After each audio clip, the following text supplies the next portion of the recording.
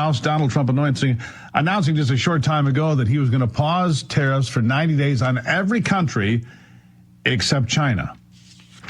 With China, he raised the tariffs to 125%, said that was effective immediately. All other countries would be put back to the 10% tariff level and given 90 days to negotiate a deal with the United States. And he said, by the way, and comments he was just making there, that more than 75 countries have come along to do that. Joining me now is Tim Phillips.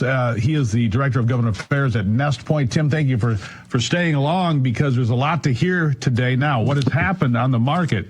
The markets are up, 2,000, 2,500 points on the Dow. Right. The yuan, the Chinese currency, is at a 17-year low. It looks to me and other observers like Donald Trump just gamed the Chinese in a masterclass. Maybe I'm overestimating what has happened here, but the market is booming. China has seen its currency collapse. It's still stuck with tariffs. What do you make of it?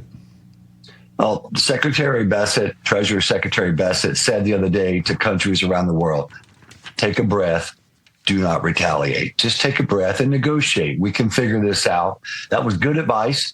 A lot of countries around the world are doing just that. They're reaching out. And a lot of individual businesses, companies, by the way, some of our own clients at Nestpoint are doing that.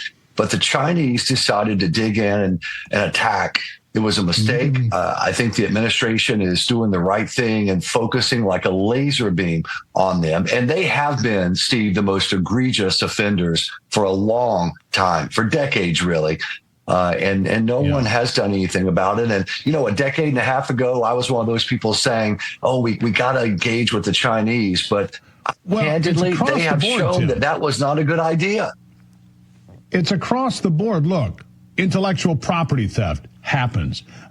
Theft of actual government secrets happens. China infiltrates all over our government, all over our university system, all over our educational system for, K through 12. We know this. And Donald Trump made a point there when he was at those race car drivers. He said, no other president would do this. He goes, I know them. Well, I know no other president would do this because we've watched them. Nobody stood up to China the way we just saw in the last 15 or 20 days. Would you agree?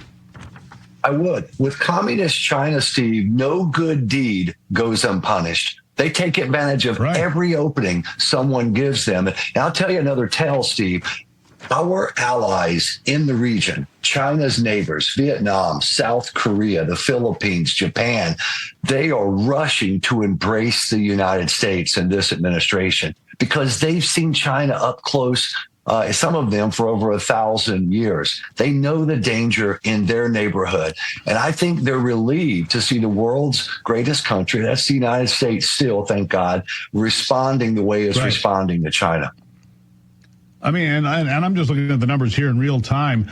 The Dow was barely above 37,000. It's now well over 40,000. It's up 7.3%. The Nasdaq soaring up 11.35%, plus 1732. The S&P 500 up 9%. I mean, these are remarkable numbers as people recover their losses in their 401ks and so forth. It's not all going to come back in one day.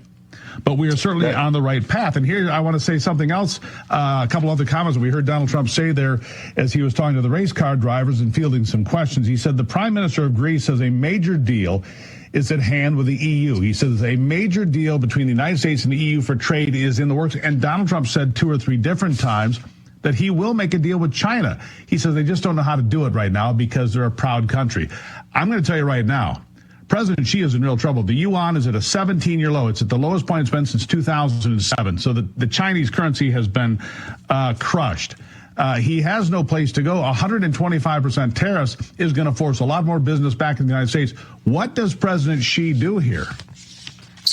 I think he'd better look for the exits, Steve. The president's offering him a ramp to get off of this confrontation. He just said it right there on your network. Hey, Xi can call. We'll get a deal figured out. He's offering graciously an off-ramp to the Chinese here. They need to take it. If they don't, our economy, the fundamentals, you look at the last jobs report, you guys recovered it, 228,000 jobs created. Oil's below 75 a barrel. We're going to have under $2 a gallon gas by the summer. Our economy is going to ignite soon, Steve. The Chinese don't have that luxury. Yeah, oil prices are West Texas Intermediate at 62 and 35 cents. Brent crude, the benchmark at 65 and a half. One last question about President Xi, then I've got to run. I'm a little bit over here, but does President Xi survive this politically? I know you're looking to a crystal ball here a little bit, Tim, but look, if he crashes the yuan, if exports fall, if he loses the United States, I mean, he could get disappeared before the sun sets. Last thought.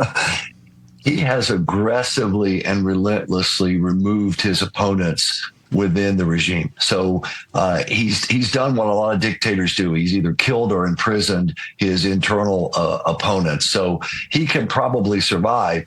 The question is, does his country survive? Yeah, that's the question. America, meanwhile, looks to be doing pretty well, Tim. Today, right. Tim Phillips, thank you for being here. You come back anytime. Really appreciate you waiting for us to get to you. Thank you so much. All right, we're going to take a break, and we'll be back. A new poll by Signal shows President Trump holding steady in the numbers. I'm going to guess he might go up after today. We'll talk about it.